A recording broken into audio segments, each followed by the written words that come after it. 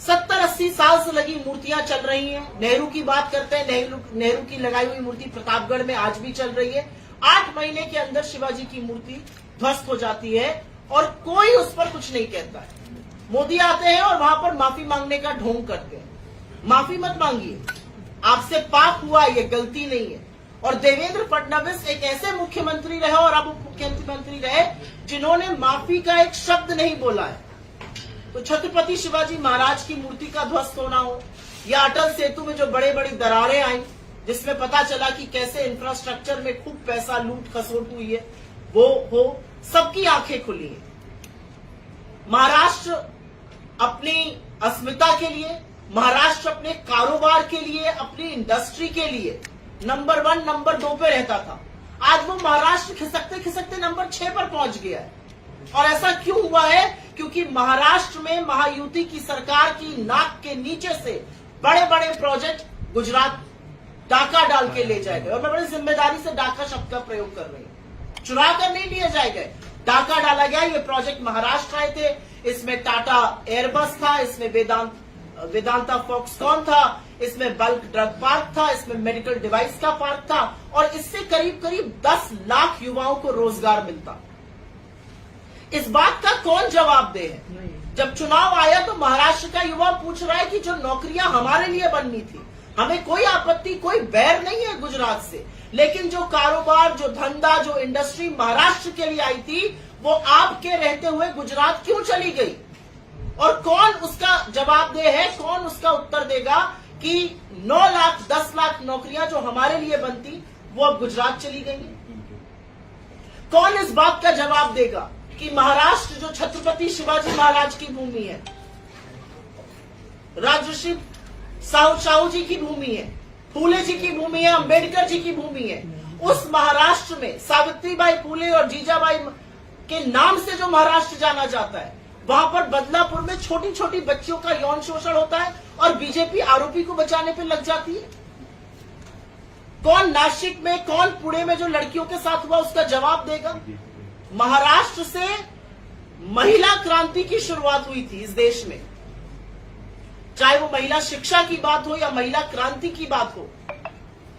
महाराष्ट्र में जय भवानी जय शिवाजी कहा जाता है, वहां पर लड़कियों के साथ ये हुआ और पूरी महायुति की सरकार आरोपियों को बचाने में, स्कूल के प्रबंधन को बचाने में जुटी रही।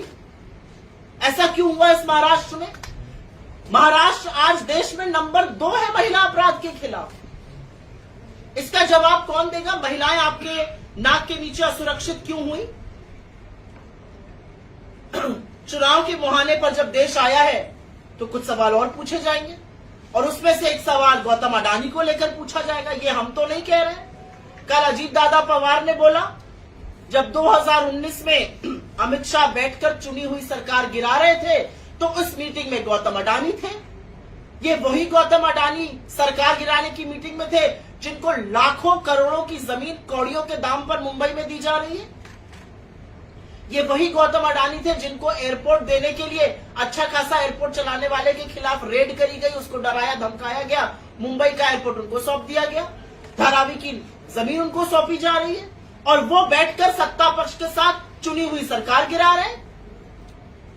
तो जब हम गौतम अडानी और नरेंद्र मोदी के रिश्तों पर सवाल उठाते हैं तो सवाल उठने जरूरी है, क्योंकि महाराष्ट्र की अस्मिता, महाराष्ट्र की जमीन, महाराष्ट्र की संसाधनों को एक आदमी को सौंपा जा रहा है। और कई बार मैं पढ़ती हूं, व्हाट्सएप पर आता है, मुझे अच्छा नहीं लगता ये पढ़ते हुए, 2 गुजराती बेच रहे हैं, 2 गुजराती खरीद रहे हैं। ये क्या बना के आपने इस देश को रख दिया? महाराष्ट्र के टिकट, हमें इससे कोई मतलब नहीं है, हमारे टिकट बंटवारा महाराष्ट्र में बैठकर मीटिंग में हुआ। महाराष्ट्र का टिकट शिंदे साहब और अजीत पवार किसको देंगे, इसका फैसला दिल्ली में बैठकर अमित शाह क्यों कर रहे हैं? और फिर जब पता चला कि महाराष्ट्र की जनता इससे चिढ़ गई है, महाराष्ट्र की जनता को पसंद नहीं आया, उनकी अस्मिता के साथ ये खिलवाड़ था, दिल्ली दरबार के सामने महाराष्ट्र आज तक नहीं झुका है, तो अमित शाह की फोटो जो थी वो चुपचाप पोस्टर से हटा दी गई। महाराष्ट्र को इतना नासमझ मत समझिए, महाराष्ट्र सब समझता है। बिना किसान की बात किए कोई बात पूरी नहीं होगी महाराष्ट्र में। आपको याद है 2013 में देवेंद्र फडणवीस जी ने एक यात्रा करी थी, और उस यात्रा में उन्होंने सोयाबीन की एमएसपी की 7,000 रुपए की मांग करी थी। आज 11 साल बाद वो सत्ता में है और सोयाबीन 3600 में बिक रहा है और किसान कह रहा है हम क्या करें इस क्रॉप का। आपने सोयाबीन के किसानों को मारा, आपने प्याज के किसानों की त्रासदी कर दी, उनको समझ में नहीं आ रहा है हम क्या करें। आपने निर्यात पर इतना शुल्क लगा दिया कि बाहर के बाजारों में हमारा प्याज नहीं बिक सकता है। आपने गलत टाइम पर निर्यात प्रतिबंध लगा दिया। कल हम लोग नवी मुंबई में थे, 500 से ऊपर लहसुन बिक रहा है। हमारी वित्त मंत्री तो हाथ खोल के खड़े कर देंगी और कह देंगी मैं तो लहसुन प्याज नहीं खाती, लेकिन महाराष्ट्र तो लहसुन प्याज खाता है भाई। हम तो लहसुन की चटनी भी खाते और बड़ी बढ़िया लगती है हमें खाते हुए। तो इसका जवाब कौन देगा? आपने महाराष्ट्र को इस कगार पर लाकर खड़ा कर दिया कि महाराष्ट्र आज की तारीख में वो प्रदेश बन चुका है जहां पर 7 किसान रोज आत्महत्या कर रहे हैं। रोज 7 किसान हमारे अन्नदाता मजबूर होकर आत्महत्या कर रहे हैं। 16 लाख करोड़ आपने अमीरों के माफ किए, लेकिन महाराष्ट्र में कर्जा माफी आपने क्यों नहीं की? महाराष्ट्र की कर्जा माफी पर आप क्यों चुप हो जाते हैं? महाराष्ट्र में आपने इंश्योरेंस स्कीम लगाई, जब विपदा पड़ी किसानों पर, किसानों को पैसा नहीं मिला, प्राइवेट इंश्योरेंस कंपनियों को 8,000 करोड़ का फायदा हुआ। तो आप किसके लिए सरकार चला रहे हैं? न किसान के लिए, न युवा के लिए, न महिला के लिए, न कारोबारी के लिए। तो सरकार चल किसके लिए रही है महाराष्ट्र में? ये हम दो और हमारे दो की सरकार नहीं चल सकती है और महाराष्ट्र इसको जरूर नकारेगा। मैं महिला हूं और एक महिला होने के नाते इस मंच से एक बात जरूर कहना चाहती हूं। महिलाओं की असुरक्षा एक मामला है और महिला अस्मिता दूसरा मामला है। इसी कोल्हापुर में बीजेपी के धनंजय महाडिक ने जो मंच से कहा और जो शब्दों का उन्होंने प्रयोग किया कि अगर लाडकी बहिना की कुछ लाभार्थी एमवीए की रैली में जाती है तो उनका वीडियो बनाकर मुझे भेजो, मैं उनका इलाज करूंगा। मैं उनको इस मंच से कहना चाहती हूं, ये छत्रपति शिवाजी महाराज की भूमि है, ये जीजाबाई की भूमि है, ये सावित्रीबाई फूले की भूमि है और ये महिला अस्मिता के साथ खिलवाड़ बिल्कुल बर्दाश्त नहीं करेगा। बनाने हैं वीडियो, हिम्मत है तो बनवाइए हमारे वीडियो और फिर देखते हैं आप क्या कर सकते हैं। महाराष्ट्र की महिलाओं को, यहाँ की बहनों को, यहाँ की माताओं को धमकाने का जो दुस्साहस धनंजय महाडिक ने किया है, उसका जवाब पूरा का पूरा कोल्हापुर और पूरा का पूरा महाराष्ट्र जरूर देगा। लेकिन उन्होंने फिर से जो असलियत है भाजपा की, जो असलियत है भाजपा के घटक दलों की, महिलाओं के खिलाफ जो उनका दोयम दर्जे का एक नजरिया है, एक सोच है, उसको उजागर कर दिया। और मैं एक बात जरूर कहना चाहती हूं,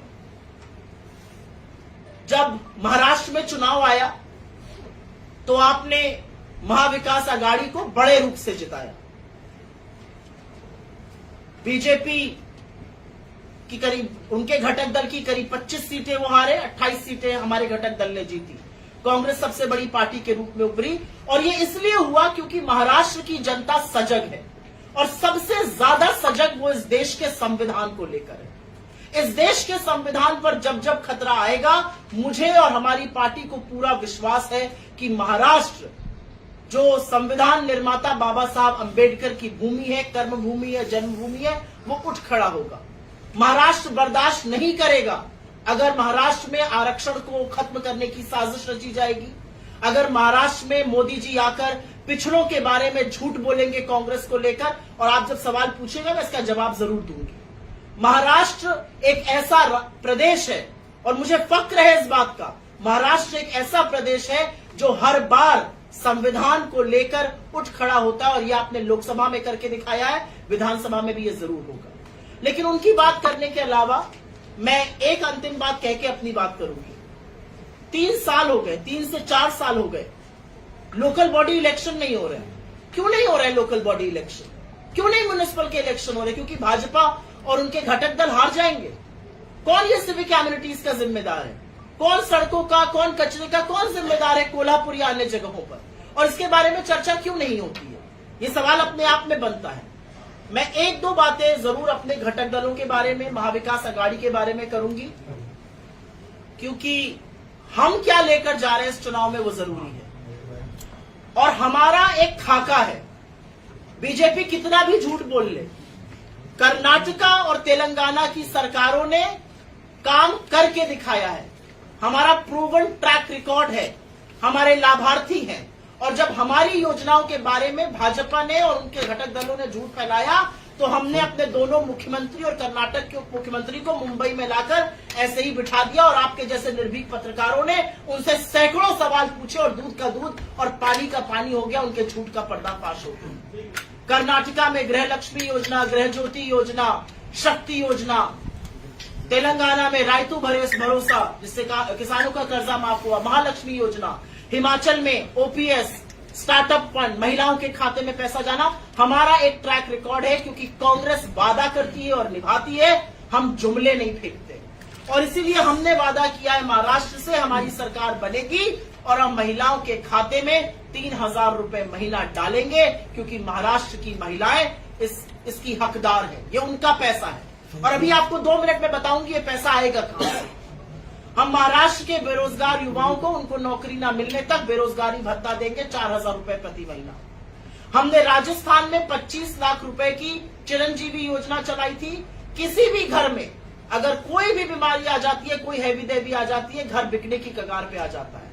और हमने मन बनाया है कि हम पूरी तरह से महाराष्ट्र में वही योजना लागू करेंगे, 25 लाख की एक हेल्थ बीमा मुफ्त योजना, जिससे लोगों को स्वास्थ्य सुरक्षा मिल सके।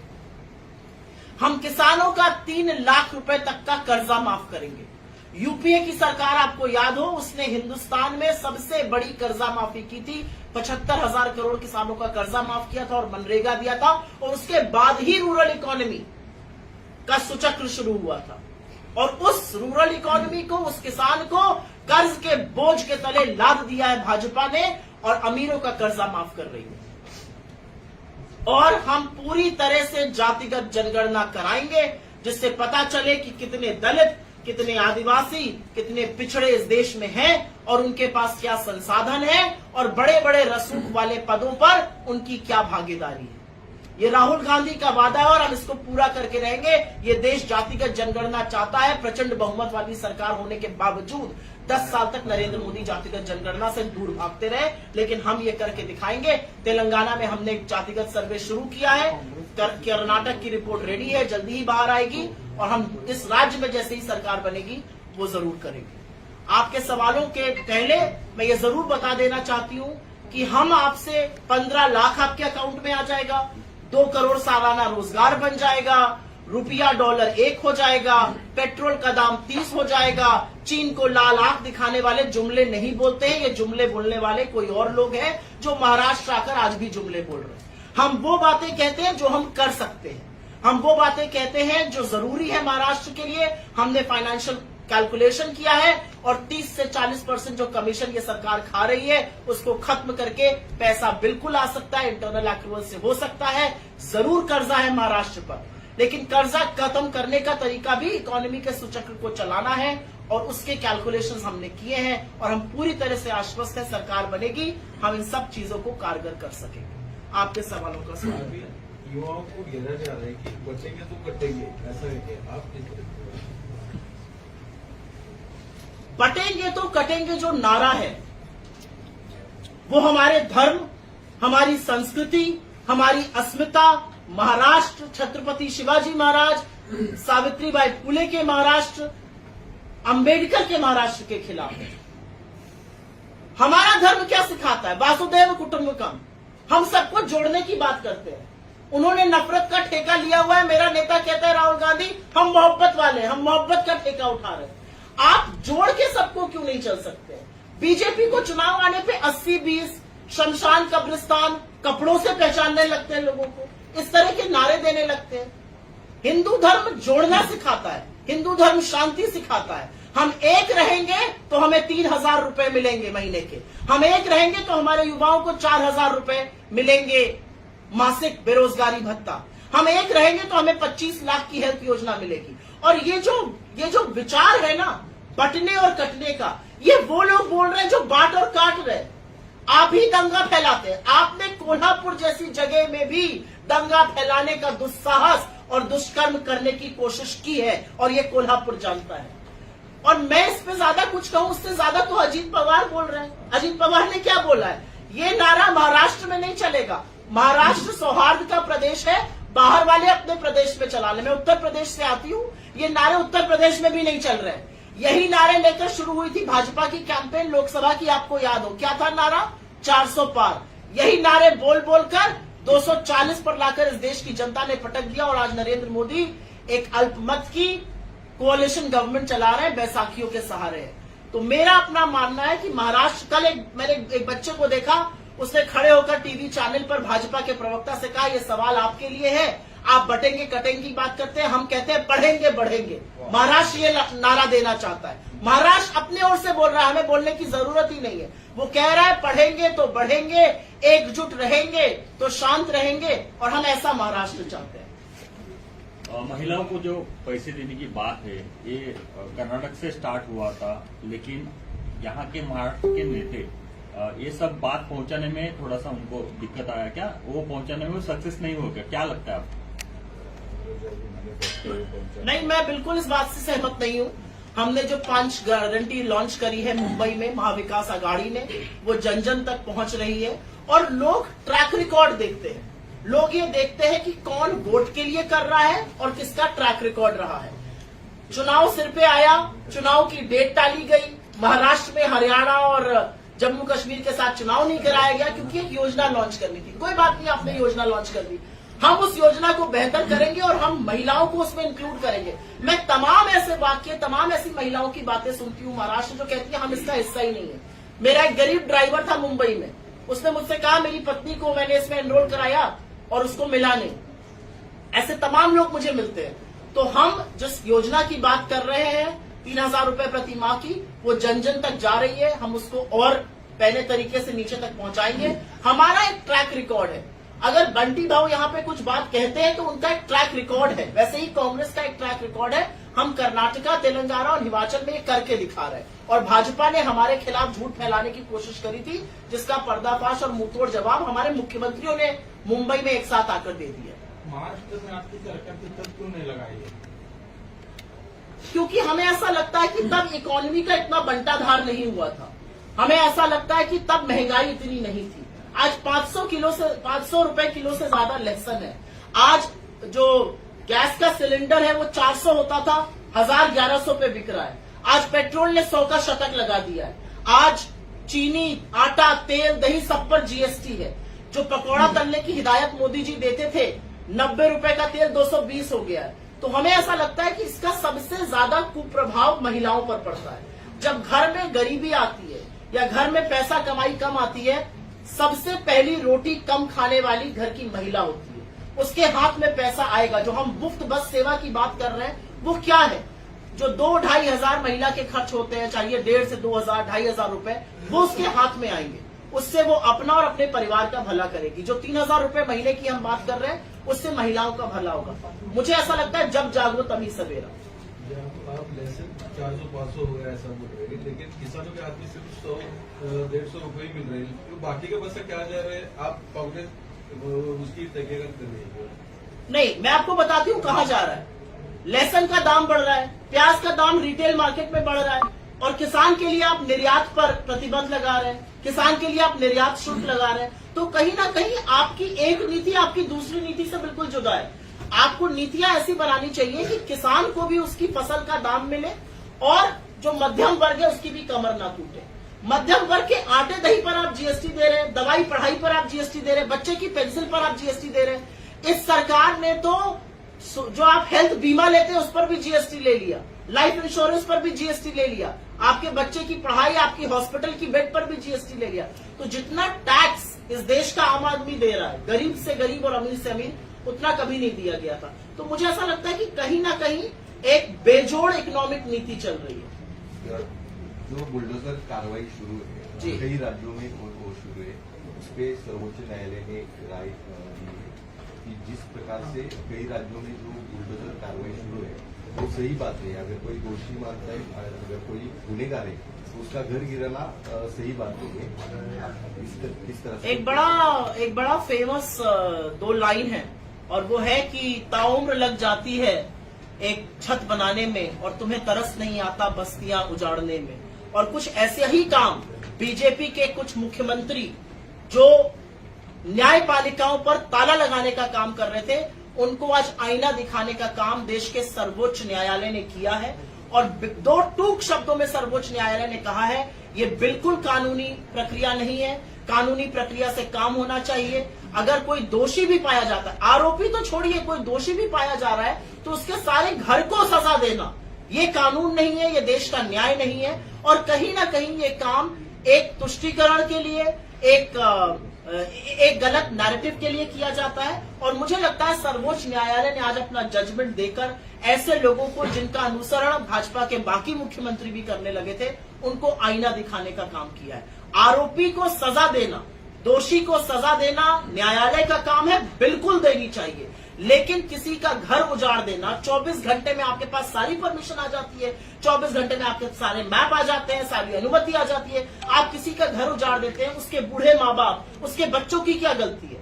सजा दोषी को दीजिए, सजा आरोपी को दीजिए, सजा बाकी घर वालों को मत दीजिए। हो सकता है उनको पता ही ना हो कि वो अपराधी अपराध कर रहा है। तो जो सर्वोच्च न्यायालय ने कहा, हम उसका स्वागत करते हैं। और मैं आशा करती हूँ कि भाजपा की सरकारें उत्तर प्रदेश से मध्य प्रदेश तक लेकर इसका अनुसरण करेंगी। महाराष्ट्र में और जिहाद वाली बातें की जा रही है बीजेपी के नेताओं के साथ, क्या कैसे देखते हैं आप इसको? ये जो शब्द है ना, लव जिहाद, वोट जिहाद, ये कैसे शब्द है?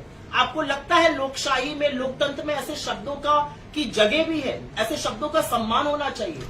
वोट डालना हमारा हर धर्म से बढ़कर सबसे बड़ा धर्म है, प्रजातंत्र में वोट डालना। क्योंकि वोट डालकर हम राजा और रंक को खत्म करते हैं, हम अपना प्रतिनिधि चुनते हैं, उससे 10 सवाल पूछने का अपना हक रखते हैं, और जब हमारा मन भर जाता है हम उसको निकाल कर बाहर फेंक देते हैं और किसी और को जिताते हैं। ये वोट की ताकत है। और ये जो वोट की ताकत है, ये कहीं ना कहीं इस देश के संविधान ने हमें दी है। ये जो वोट जिहाद जैसे शब्द है, ये संविधान को खत्म करने की बातें हैं। वोट देना हमारा परम धर्म है। वोट देने से आप इस देश के सत्ता के, आप इस देश की लोकशाही के भागीदार बनते हैं। और वोट देना परम धर्म है। अगर कोई उसके बारे में कुछ भी कहता है, हमें कोई फर्क नहीं पड़ता है। ये वही तुष्टीकरण की राजनीति है जो बटेंगे कटेंगे की बात करते हैं, लेकिन आपके बच्चों के भविष्य की बात नहीं करेंगे। इन बातों से महाराष्ट्र की जनता का क्या लेना देना? मैडम, अमित शाह यहाँ आकर कह रहे कि जब तक हमारी सरकार होगी तब तक हम मुस्लिम को आरक्षण नहीं देंगे। आपकी क्या राय? अमित शाह बेचारे का तो थोड़ा बुरा हाल हो गया है। वो आ रहे थे महाराष्ट्र बहुत बार, बड़ी बड़ी बातें, बड़बोली बातें कर रहे थे, फिर मैंने देखा उनकी फोटो ही गायब हो गई अखबार से। आप जैसे प्रबुद्ध पत्रकारों ने अमित शाह जी से ऐसे सवाल पूछे होंगे कि महाराष्ट्र की जनता को समझ में आ गया, ये आदमी हमारी अस्मिता के साथ खिलवाड़ कर रहा है, इसने हमारी चुनी हुई सरकार गिराई थी, ये दिल्ली दरबार लगाकर बैठा है, हमारे नेता इनके यहाँ जाके नतमस्तक हो रहे हैं। तो लोगों को समझ में आ गया कि अमित शाह का जब जब चेहरा दिखेगा टीवी पर, हजार हजार वोट गिरेंगे, तो अमित शाह जी का चेहरा ही धीमे से हटा दिया गया है। आप आने वाले दिनों में देखिएगा अमित शाह के दौरे कम होते जाएंगे। पहली चीज, अमित शाह जी भी वही भाषा बोलते हैं जो भाजपा की भाषा है। अमित शाह जी से मैं इस मंच से चैलेंज करके कहती हूँ, मैं तो बहुत अदनी सी कार्यकर्ता हूँ कांग्रेस की, बहुत छोटी सी, मेरे भाई से आकर एक बहस कर लें, नौकरी पर, रोजगार पर, महंगाई पर, कारोबार पर, मुंबई पर, महाराष्ट्र पर, अस्मिता पर, कोल्हापुर पर, छत्रपति शिवाजी महाराज पर एक बहस 5 मिनट की कर लें, गला सूख जाएगा अमित शाह जी का, लेकिन बहस नहीं कर पाएंगे क्योंकि मुद्दों पर वो बात नाही करते। म्हणजे सर, पश्चिम महाराष्ट्र आणि कोल्हापुरात काँग्रेसचा आणि महाविकास आघाडीचा परफॉर्मन्स कसा असतो आपण बघायला लागलाय, प्रत्येक जागा तुर्चीची. म्हणजे मागच्या वेळी आपण 17 जागा लढलो होतो पश्चिम महाराष्ट्रामध्ये आणि आपल्या 12 जागा काँग्रेसच्या त्या ठिकाणी आल्या होत्या. आता जवळजवळ 20 जागा आम्ही काँग्रेसच्या लढतोय आणि आमचा त्याच्यापेक्षा 1-2-3 जागा वाढतील अशी आम्हाला खात्री आहे. आणि एकूणच राष्ट्रवादी असेल किंवा शिवसेना असेल, 58 जागा पश्चिम महाराष्ट्रामध्ये आणि निश्चितपणे त्यामध्ये मॅक्झिमम स्ट्राइक रेट हा तिन्ही पक्षाचा असतो. मतलब जो महाराष्ट्र में बहुत सारे आपने इशू बोले, लेकिन विपक्ष कहाँ है? कुछ नेता छोड़ के कुछ आता नहीं, ईडी सीबीआई का कुछ डर है, कुछ पीछे लगेगा. राहुल गांधी ने कुछ बात की तो उनके खिलाफ पूरे देश में कहीं ना कहीं अपराध रजिस्टर हो रहा है. इतना ये सब एज अपोजिशन कुछ आवाज नहीं उठाते लोग. जो डरते थे वो भाजपा में शामिल हो गए, जो डरते थे, जिनको कारोबार बचाना था, जिनका भाजपा के नाम से गला सूखने लगता था, जो ईडी को देख के घर के पीछे के दरवाजे से भाग जाते थे, वो भाजपा में शामिल हो गए. जो शेर है वो मेरे बगल में बैठते हैं महाराष्ट्र में. ये महाराष्ट्र है, और ये कांग्रेस है। महाराष्ट्र में कांग्रेस का डीएनए है, ये कहने में मुझे कोई डर नहीं है और मुझे कहने में फक्र है कि मैं उस नेता की अनुयायी हूं, मैं उस नेता की पार्टी में हूं जो कहता है मैं कोई भी कीमत चुकाऊंगा लेकिन इस देश के संविधान, इस देश के लोकतंत्र के साथ खिलवाड़ नहीं होने दूंगा। जिस व्यक्ति की आपने सदस्यता ले ली, जिसके 20 साल को घर ले लिया, वो आंख में आंख डाल के आपसे जब अडानी पे सवाल पूछता है तो नरेंद्र मोदी का गला सूखने लगता है और सदन में पानी पीने लगते हैं। ऐसा कर दिया कि हम जब सदन में बोलने के लिए खड़े होते हैं तो हमें ओम बिरला दिखाई देते हैं, आवाज राहुल गांधी की आ रही है। तो ऐसे डरपोकों के सामने ना हमने घुटने कभी टेके हैं ना टेकेंगे। हम वो लोग हैं जिनकी शहादत इस देश की मिट्टी में शामिल है। हमने इस देश की आजादी के लिए बलिदान दिया है। हम नहीं डरते हैं, डरते आरएसएस वाले और उनके लोग हैं। और जो ईडी वगैरह से डरते थे वो सब डरपोक जा चुके हैं। बहुत धन्यवाद। लास्ट क्वेश्चन है कि राहुल गांधी और प्रियंका गांधी अगर महाराष्ट्र के कैंपेन में पार्ट लिए तो बहुत अच्छा फर्क पड़ेगा ऐसा दिखता है, लेकिन उन्होंने अभी ये महाराष्ट्र के इलेक्शन सीरियस लिए कि नहीं? वायनाड में आज ये वोटिंग है तो फ्यूचर में कहीं है क्या बात? बिल्कुल आएंगी, उनकी पहला उनका इलेक्शन है ये और वो वायनाड में आज बूथ से बूथ जा रही हैं। हम इस मंच से और कांग्रेस पार्टी की तरफ से उनको अग्रिम शुभकामनाएं देते हैं, वो रिकॉर्ड मतों से विजयी होकर आए। बिल्कुल उनका कार्यक्रम महाराष्ट्र में लगेगा। राहुल जी लगातार महाराष्ट्र में कार्यक्रम कर रहे हैं। कल भी अभी कोल्हापुर और उनकी गोंदिया और कल चिल्की में रैली थी। चिल्की वो नहीं पहुंच पाए क्योंकि उनके प्लेन में कुछ टेक्निकल स्नैग आ गया था। गोंदिया में कल उन्होंने रैली करी, बाकी जगहों पर भी करेंगे। आने वाले दिनों में आपको हमारा शीर्ष नेतृत्व, हमारे प्रेसिडेंट राहुल जी, प्रियंका जी, बाकी बहुत सारे नेता महाराष्ट्र में दिखाई दे। राहुल गांधी कोल्हापुर में कर रहेंगे, आके गए। हाँ तो आएंगे। प्रियंका गांधी 16 तारीख को है। जब प्रोग्राम फाइनल हो जाएगा तो आपके साथ शेयर करेंगे। इनसे कोल्हापुरात कशा पद्धतीने 75 रैलियां होंगी इस राज्य में।